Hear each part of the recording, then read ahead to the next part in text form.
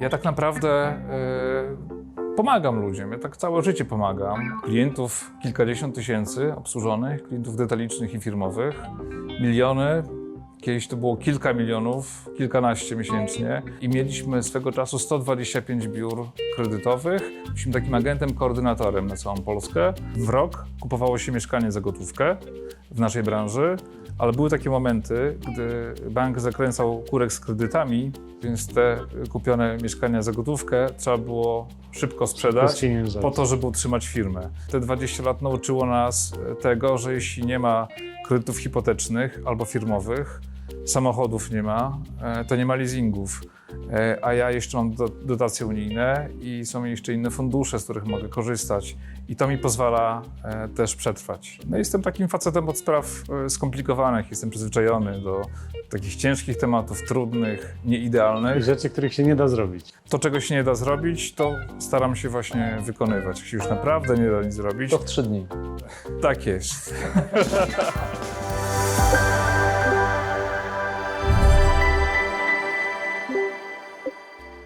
Dzień dobry, witamy Was w kolejnym odcinku Wywiadowni Gospodarczej. Naszym wyjątkowym gościem jest Daniel Gawryluk z branży finansowej. Cześć Daniel. Witajcie, witam. Nie każdy jeszcze wie, że Daniel Gawryluk ma identyczne inicjały jak Dolce Gabbana. Czy jest to przypadek? Nie sądzę. Wyjdzie podczas odcinka.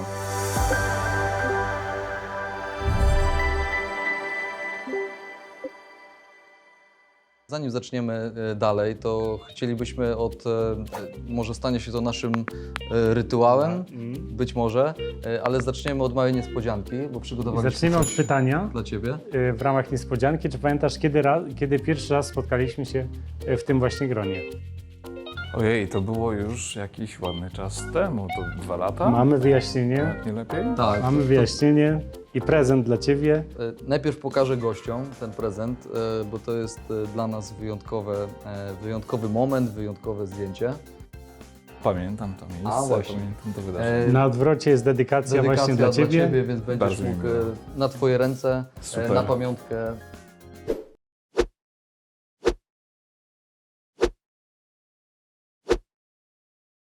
Dziękuję bardzo.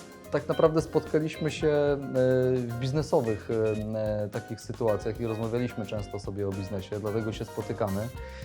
Chcielibyśmy, żebyś przedstawił trochę, jak się zaczęła Twoja historia. I co robisz zawodowo, też czym się zajmujesz? Moja historia to już 20 lat w branży finansowej. Można by powiedzieć, że byliśmy takim pionierem pośrednictwa finansowego w Polsce. Zaczynaliśmy w małej mieścinie na Mazurach, nazwę Kętrzyn. Kętrzyn, Giżycko, Mrągowo, nie każdy wie, gdzie jest Kętrzyn, ale jak powiem, że Mrągowo, Giżycko, to już każdy prędzej. mniej więcej ma orientację. Było to ponad 20 lat temu, ja tak z pół do skoku jeszcze wspierając swojego tatę. Robiłem mu pierwsze zrywki, ulotki, z którymi jeździł w teren i tak pozyskiwał klientów. Później oficjalnie jako student dołączyłem do biznesu. Wtedy studenci mieli oczywiście preferencyjne zniżki i przedsiębiorcy też czuli się lepiej. I tak zaczęła się moja przygoda.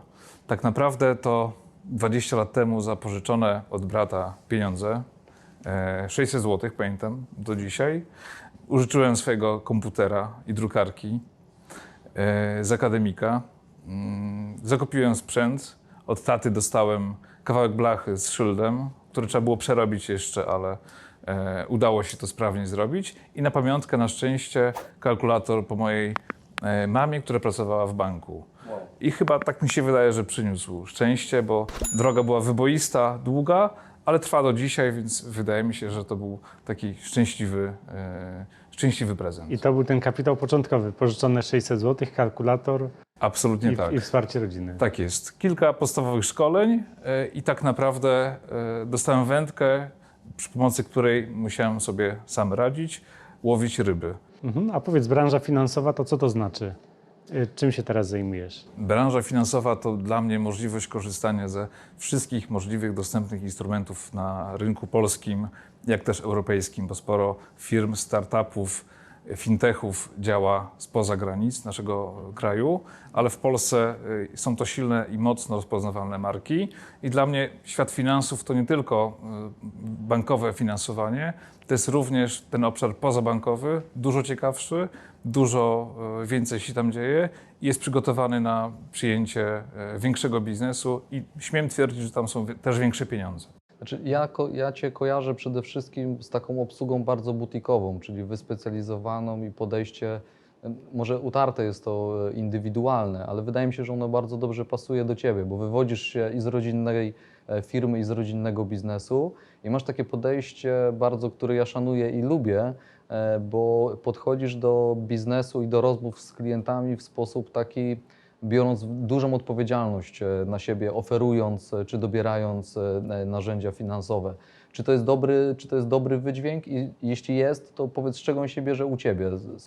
Skąd taka nauka i taki kierunek Twój?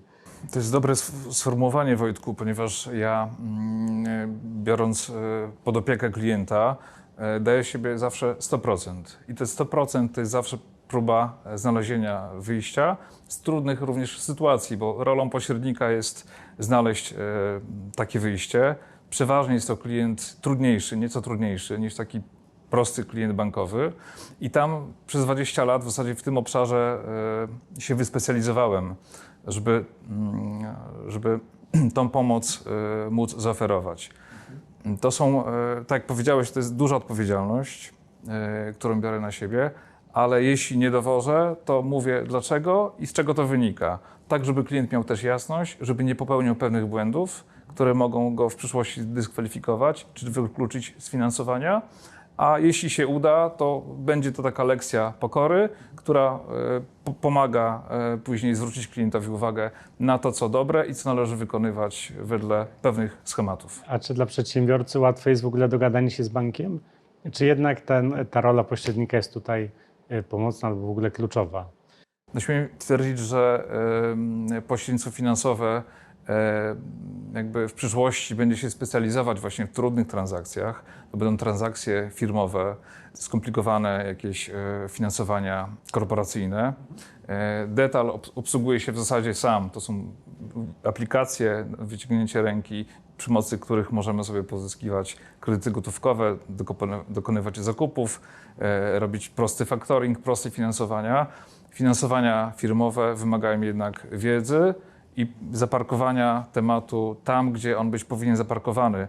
Czasami nie wiemy, nie mamy świadomości tego, że nasze PKD już od samego początku nas deprywuje i powoduje to, że jest to zawężone grono banków, które może udzielić wsparcia poszczególnemu przedsiębiorcy.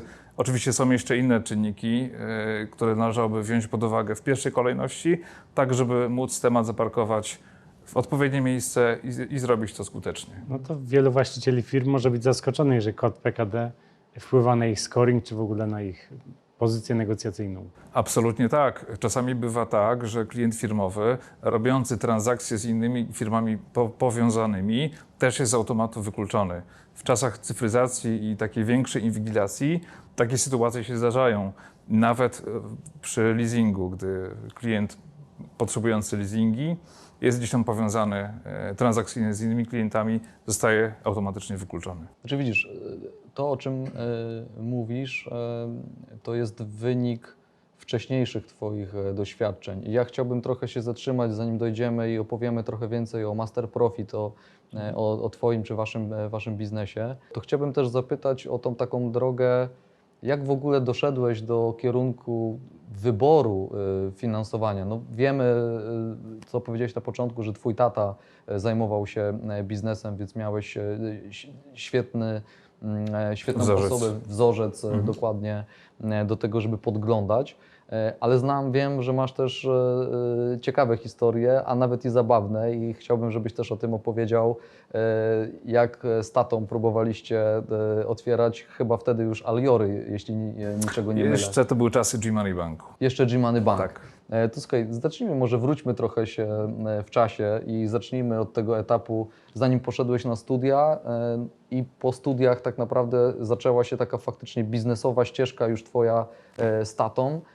I jakbyś może trochę tutaj zdradził rąbka tajemnicy swojej Jak od kuchni. ten początek wyglądał. Tak, bo to jest bardzo ciekawe. No tych historii było rzeczywiście bardzo dużo przez 20 lat. Były bardziej zabawne, mniej zabawne.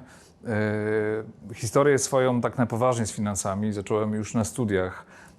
Studiując później zaocznie, w tygodniu wykonywałem czynności, czyli podpisywałem umowy kredytowe. Początki uruchamiania kredytów wyglądały tak, że wysyłaliśmy dyskietki do banku.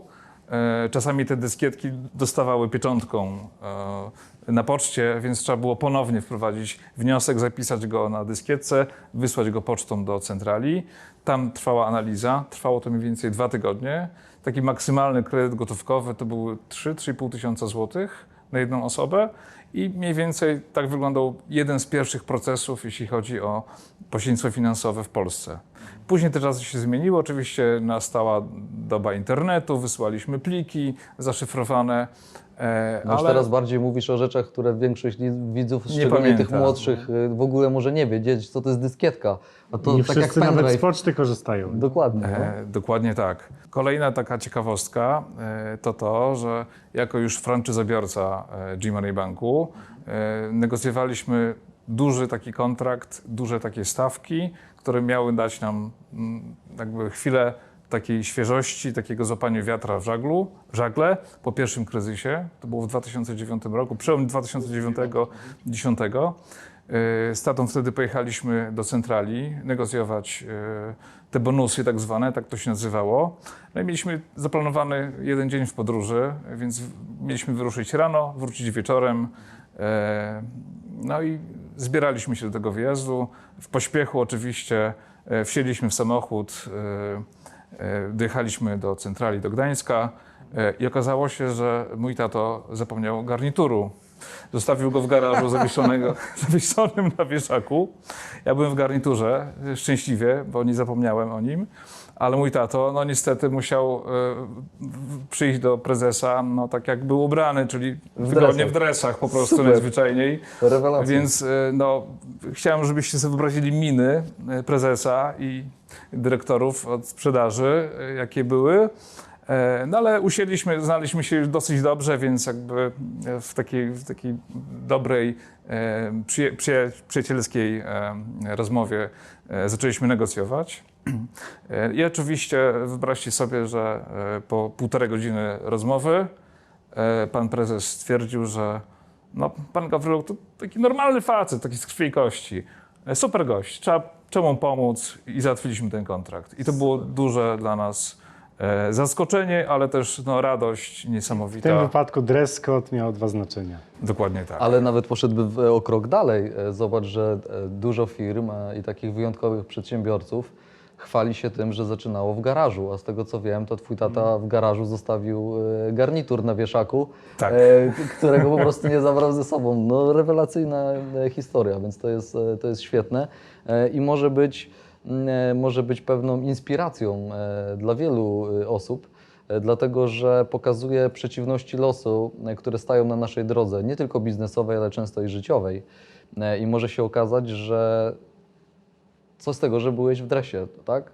Większość osób być może nawet by się nie pojawiła na tym spotkaniu albo szukałaby Albo by się wymówki. spieszyli, tak. Dokładnie, a tu mieliście, no powiem to jasno, naprawdę jaja, że nie baliście się tego, stanęliście przed tym zarządem i wynegocjowaliście niezłe warunki i z tego co wiem, to byliście jednymi z liderów później wśród sprzedaży tych usług finansowych. Zgadza się. Swego czasu tak, to był dłuższy moment, około 2 lat byliśmy liderem w swoim regionie sprzedaży. Też przyłożyłem swoją cegiełkę, ja jeszcze kiedyś za biurkiem, ale no, pewnego pułapu nie mogłem przeskoczyć. Natomiast tato mi podpowiedział mądrą rzecz, że ja powinienem zatrudnić ludzi, zająć się marketingiem i to... I delegować. Tak jest. I to pomoże nam przyspieszyć. Tak też się stało. Ja myślałem przez dłuższy okres, że jestem najlepszy, że wiem wszystko najlepiej, sprzedaję najlepiej i nikt mnie nie potrafi pobić. Myliłem się bardzo. Zatrudniłem osoby do pomocy, doradcy jednego, drugiego, z takimi umiejętnościami, że my zaczęliśmy robić razy 3 tą sprzedaż. I to mi otworzyło oczy, pozwoliło uwierzyć w siebie Dawka i budować pokory. swoje kompetencje.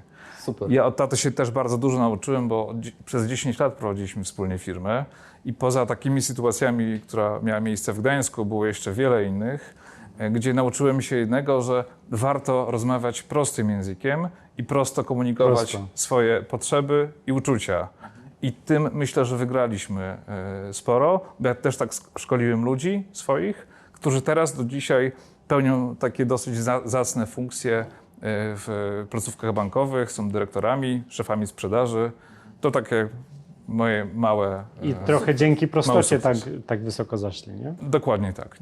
Nie trzeba było kombinować, warto mówić Znaczy, prosto. wiesz co, wydaje mi się, że też wielką sztuką jest praca w rodzinnej firmie, dlatego że łatwo jest przekroczyć, a często już są przekroczone pewne granice i taka swoboda między nami tych relacji, gdzie jednak jak jest się w pracy z obcą osobą, którą dopiero poznajesz, to pewnych granic nie przekraczasz. I wydaje mi się, że łatwiej się na siebie zezłościć, łatwiej jest sobie coś powiedzieć przykrego albo nieodpowiedniego czy nieprofesjonalnego. Trudniej jest później wrócić spoza tej granicy z drugiej strony, ale jeśli się trzyma w biznesie 10 lat razem, to jednak wydaje mi się, że po takich doświadczeniach, gdzie wchodzisz w swój biznes już nie tylko rodzinny, tylko masz już osoby, partnerów, współpracowników, wydaje mi się, że jesteś po prostu niepokonany wtedy. Jakie jest Twoje doświadczenie? Co o tym myślisz?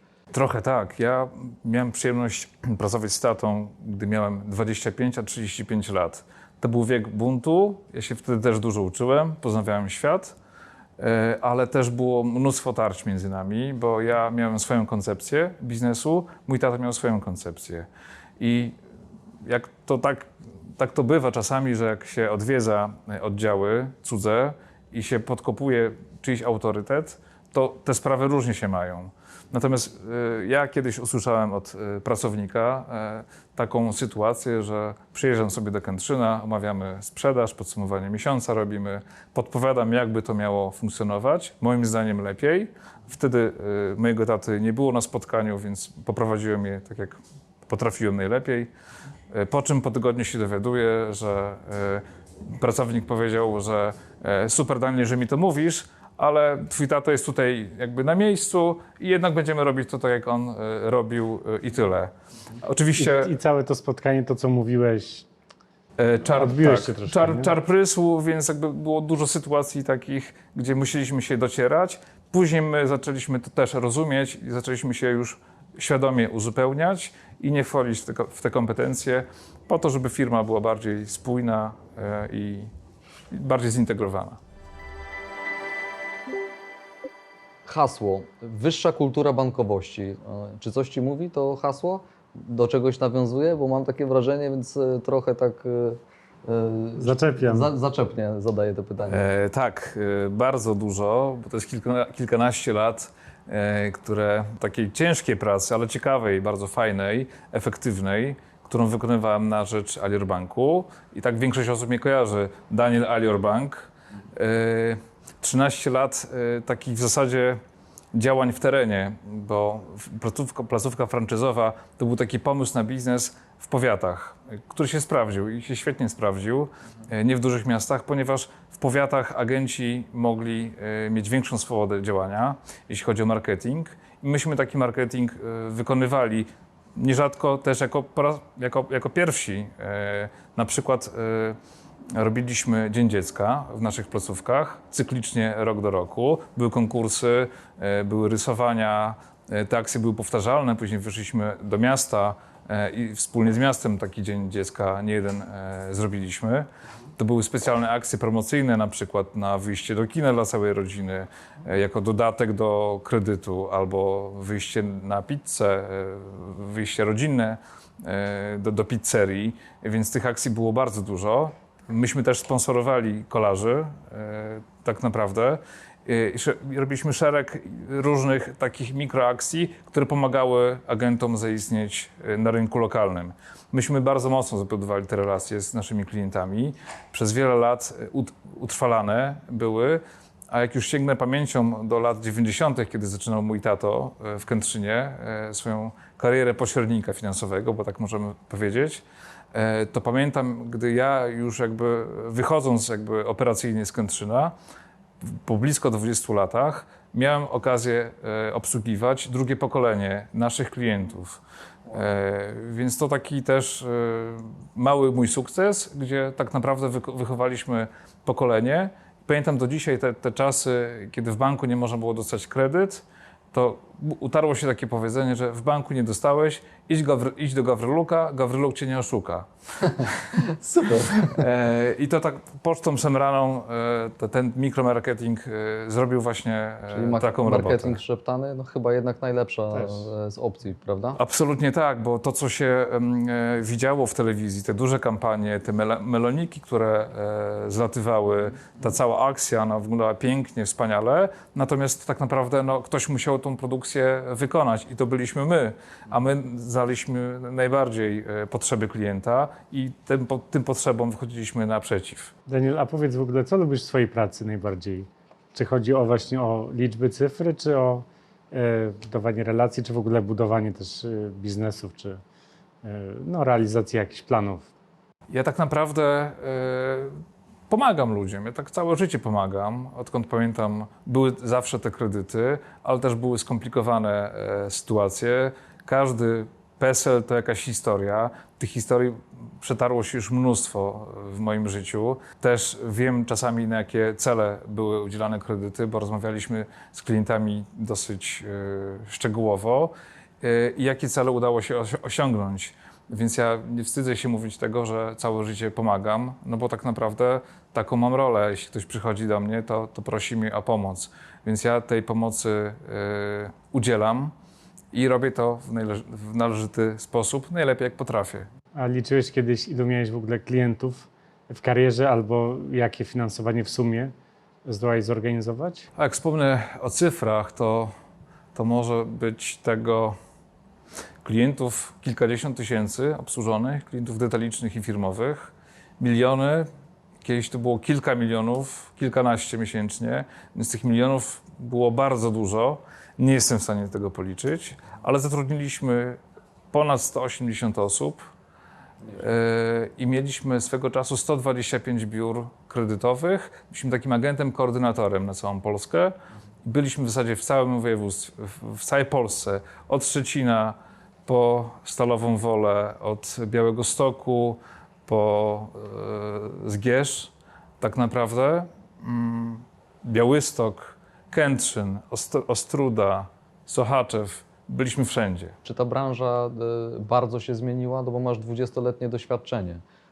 Cyfryzacja, tak jak powiedziałeś, ten rynek detaliczny, czyli takiego zwykłego konsumenta, szczególnie coraz młodszego, wydaje mi się, że jednak do tych placówek ci ludzie już bezpośrednio nie chodzą, tylko raczej działają na zasadzie aplikacji czy cyfrowych reakcji. Jak to się w ogóle zmienia?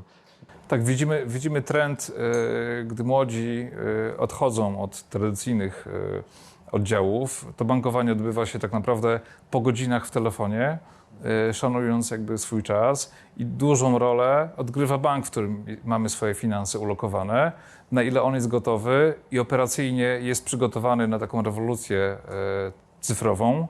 Oczywiście w powiatach wygląda to trochę inaczej niż w dużych miastach. Tam jednak rzesza klientów potrzebujących obsługi postsprzedażowej jest nadal spora, ale myślę, że większość ma świadomość tego, że te transakcje będą się powoli kończyć. Nierzadko też bywa, że transakcje są wykonywane, czy też przelewy proste dzięki pomocy rodziny. Wnuczkowie to robią, młodsze pokolenie i myślę, że starsze Klasyczne pokolenie... druczki, tak? Tak jest, tak. Blankiety, kiedyś tego było bardzo dużo. Cała archiwizacja, cały proces wyglądał bardzo żmudnie.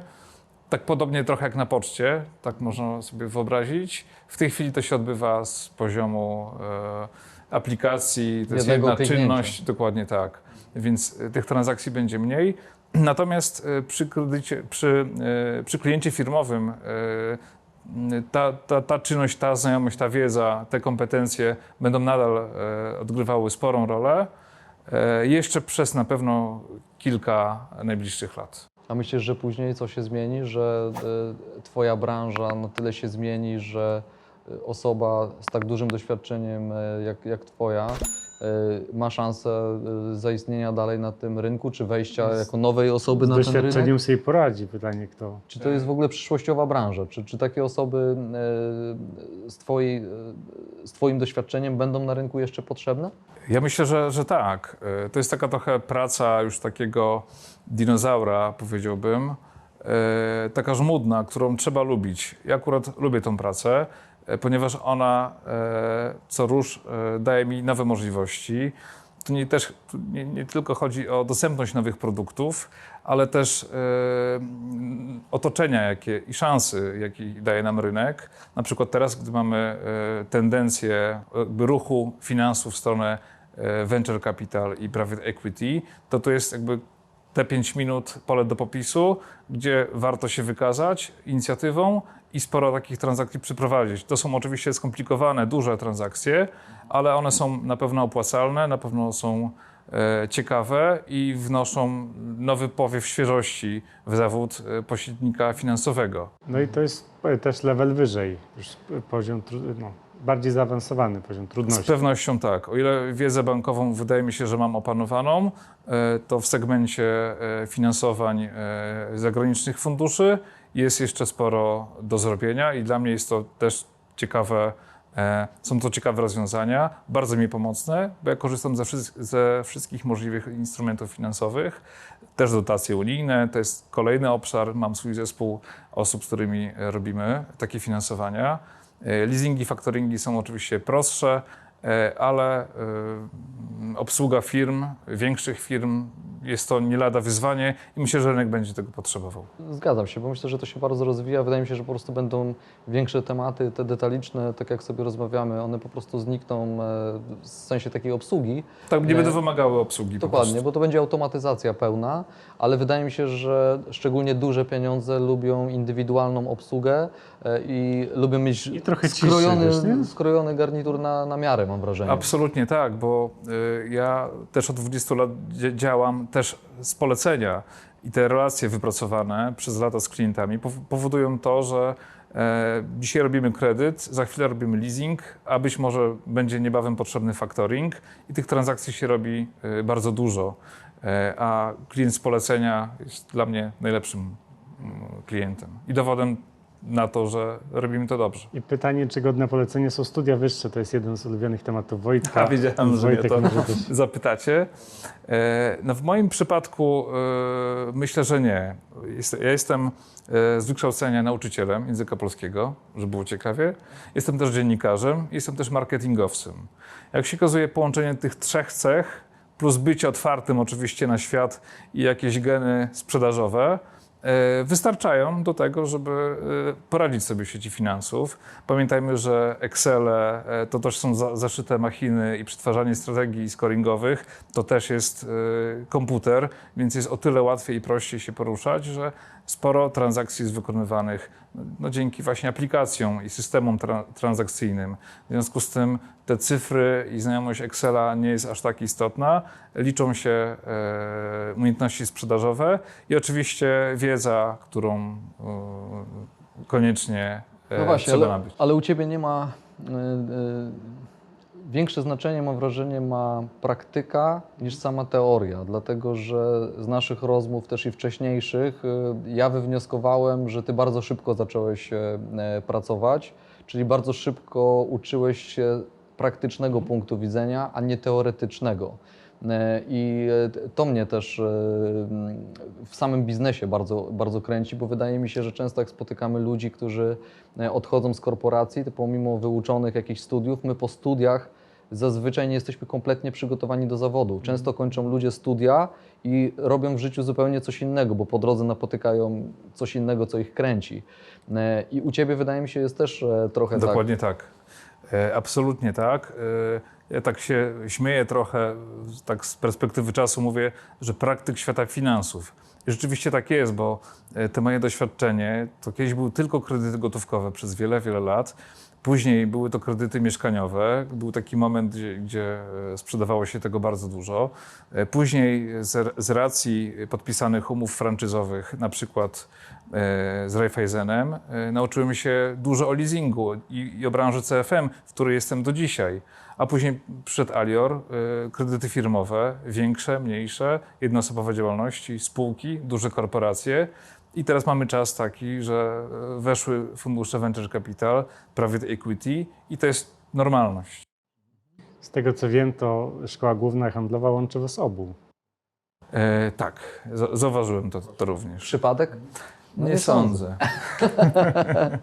No a co myślisz o SGH? Bo sama uczelnia, uważam, że jednak kilku praktyków można tam znaleźć na tej uczelni, ale nie są to sami praktycy, są to jednak teoretycy również. Jakie są Twoje doświadczenia albo wnioski z uczelni? Fajnie, że poruszasz ten temat, bo doświadczenia są ciekawe. Co prawda ja ukończyłem studium bankowości na SGH, ale to był moment taki, gdy te placówki franczyzowe strasznie były na topie. Pamiętacie, był taki czas, kiedy było biuro kredytowe na każdym kroku. Był taki moment. Później te biura kredytowe zamieniały się w pełnoformatowe placówki franczyzowe i myśmy wtedy, w 2008 roku, byli posiadaczami takich 6 placówek. Ja byłem takim ewenementem na SGH, bo profesorowie tacy wybitni, profesor Jagiełło, cała elita, że tak powiem, finansowa, ja się bardzo cieszyłem, że mogłem w końcu ich poznać. Podpytywała mnie na obronie: Panie Danielu, a jak te franczyzy wasze? Jak to się tam spina, nie spina? Jak to jest? Jak to działa? Tak jest. I widzieli jakby przed sobą takiego faceta z krwi i kości, który zjadł już zęby na tej bankowości, ale no, jest w jakimś tam miejscu, w którym być może za rok, za 2 będzie jeszcze dalej. I to profesorowie pytali studenta.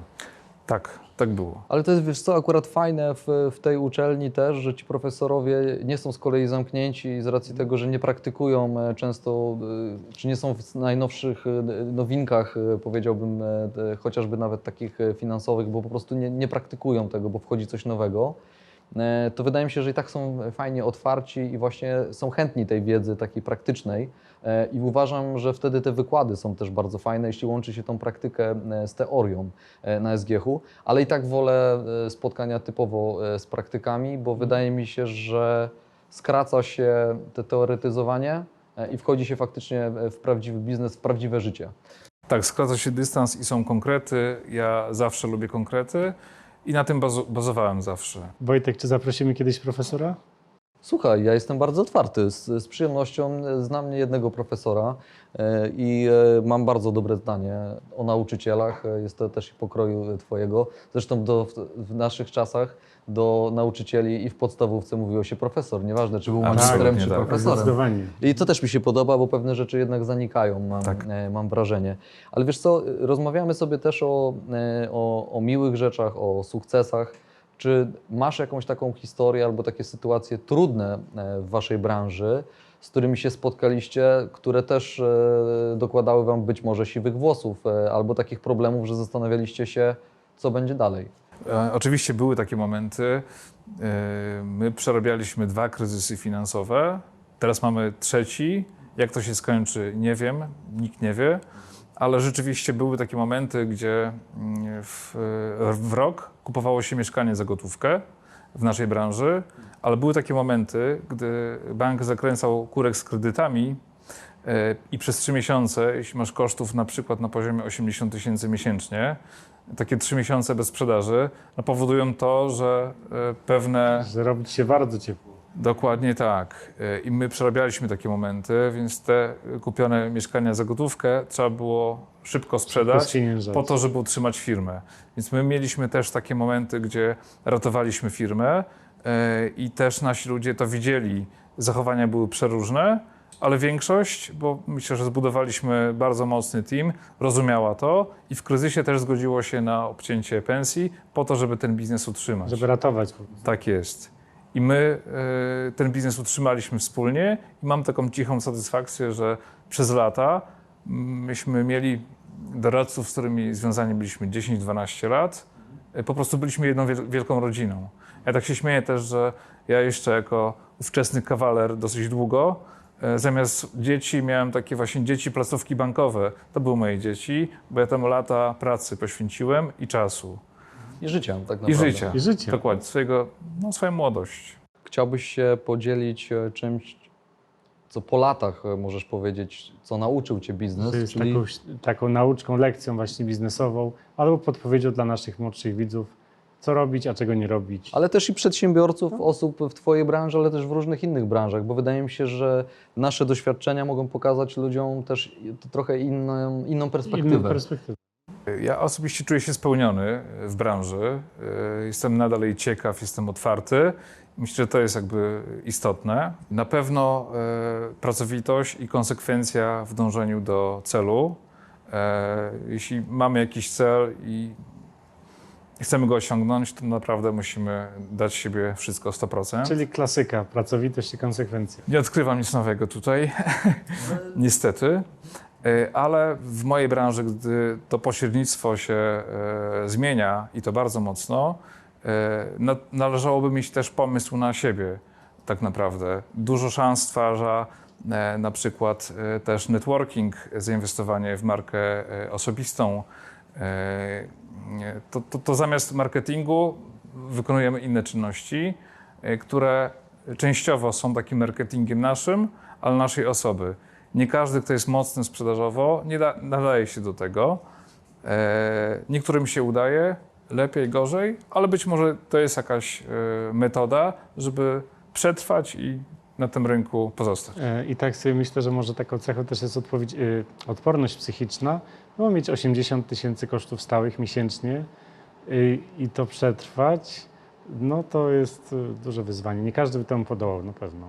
No, ja powiedziałem o 3 miesiącach, to nie były 3 miesiące, bo też oszczędności też zostały nadszarpnięte, więc to nie wynika z błędu, który był popełniony w zarządzaniu firmą, tylko o kryzysie, którym my nie wiedzieliśmy i nie wiedzieliśmy się, jak to się zachowa, bo był szereg regulacji, szereg różnych czynników, na które nie mieliśmy wpływu po prostu. Ja myślę, że na kryzys też jest dobra dywersyfikacja. Tak naprawdę ja pamiętam, jak myśmy w 2008 roku sprzedawali tylko gotówki, to było za mało, żeby przetrwać, bo gdy gotówki się kończą, tak jak teraz hipoteki, to może być problem.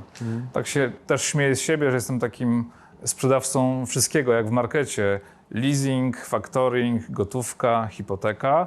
Jak pokazuje doświadczenie, te 20 lat nauczyło nas tego, że jeśli nie ma kredytów hipotecznych albo firmowych, samochodów nie ma, to nie ma leasingów.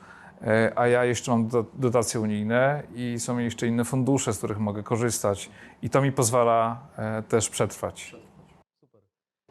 Wiesz co, ale chciałbym wrócić jeszcze do jednej rzeczy, bo to mnie mega interesuje i wydaje mi się, że widzów też, dlatego że każdy z nas napotyka na swojej drodze różne przeszkody, mamy słabości, mamy sytuacje bardzo stresujące, szczególnie w dzisiejszych czasach, które strasznie pędzą. I powiedz, jak Ty sobie radzisz ze stresem, jak Ty sobie radzisz, jak Ty się w ogóle napędzasz do tego? Nie wiem, znam ludzi, którzy pracą fizyczną podtrzymają psychicznie, więc jak jest u Ciebie? I mają swój garaż na przykład i tam coś naprawiają. Co Ty robisz, że jesteś tu, gdzie jesteś, że powoduje to, że potrafisz przetrwać i iść dalej? Przede wszystkim chciałem podziękować mojej małżonce, która jest ze mną na straży. Jest ogromnym wsparciem dla mnie każdego dnia. To jest jakby sprawa kluczowa, wsparcie najbliższych. Mam też swoje takie tajniki jak yoga, zdrowy kręgosłup, swoje treningi. Mam też swój świat muzyczny, gdzie potrafię się przenieść w inny wymiar rzeczywistości. Uwielbiam koncerty, mam swoje pasje. Zawsze w miesiącu staram się mieć te 5 minut dla siebie, które pozwoli mi odetchnąć, zdystansować się do sprawy, wziąć głęboki oddech i pójść dalej. Czy chciałeś coś dodać od siebie na koniec albo podzielić się takim mottem życiowym, którym się może posługujesz? Nie chciałbym reklamy uprawiać żadnej absolutnie. Pod hasłem przyjdź do Gawryluka, Gawryluk cię nie oszuka. Możesz powiedzieć coś o nas też, tak? Przyjdź do nas do programu. To przyjście do programu jest dla mnie takim podsumowaniem 20-lecia mojej takiej powiedzmy kariery i przejście w nowy taki etap zawodowy. No właśnie funduszowy, taki bardziej międzynarodowy. No jestem takim facetem od spraw skomplikowanych, jestem przyzwyczajony do takich ciężkich tematów, trudnych, nieidealnych. I rzeczy, których się nie da zrobić. Absolutnie tak. To, czego się nie da zrobić, to staram się właśnie wykonywać. Jak się już naprawdę nie da nic zrobić, To w 3 dni. Tak jest. Znaczy, powiem tak, dla nas, na pewno mówię to w naszym imieniu, ale to jest wielki zaszczyt, że po pierwsze jesteśmy takim podsumowaniem, bo to wybrzmiało jasno, Twoich 20 lat pracy i przejścia w nowy etap, więc to jest na pewno wyjątkowa chwila dla Ciebie, dla nas. I duża frajda. Duża frajda i bardzo się cieszę, że podkreśliłeś rodzinę, bo uważam, że często o tym też zapominamy, a ta rodzina jednak jest takim stabilizatorem, mam wrażenie w tych ciężkich chwilach, więc fajnie, że o tym mówisz. Żeby nie odfrunąć, kiedy jest aż za dobrze Tak jest. i się nie topić, kiedy jest gorzej. Dokładnie. Dokładnie. Tak. Super, no dla nas to była czysta przyjemność. Mamy nadzieję, że jeszcze znajdziesz dla nas czas i pochwalisz się może za 5 lat swoimi nowymi osiągnięciami, więc z tego Ci miejsca życzymy wszystkiego dobrego na nowej drodze życia zawodowej albo kolejnym otwarciu z Twojej strony. Z przyjemnością przyjdę za 5 lat i opowiem, co się u mnie wydarzyło. A dzisiaj dziękuję bardzo za zaproszenie, jest mi niezmiernie miło porozmawiać z Wami z tak przyjaznym, przyjacielskim tonie. A Was zapraszamy do śledzenia Daniela. Pokażemy Wam i wskażemy kontakt do Daniela, gdzie go możecie znaleźć, jak do niego trafić. Jest zawsze osobą otwartą, pomimo tego, że jest bardzo zajęty, to nawet jeśli nie odzwania, czy nie może odebrać telefonu od razu, to zawsze oddzwania i ja to mogę potwierdzić osobiście. Myślę, że Tomek też. Na pewno podasz swój kontakt, gdybyście chcieli Oczywiście. jakiejś porady i Zapraszam oczywiście. skorzystać z usług Daniela, to serdecznie zapraszamy. A naszym gościem był Daniel Gawryluk z firmy Master Profit. Dziękuję bardzo za uwagę. Dzięki, Daniel.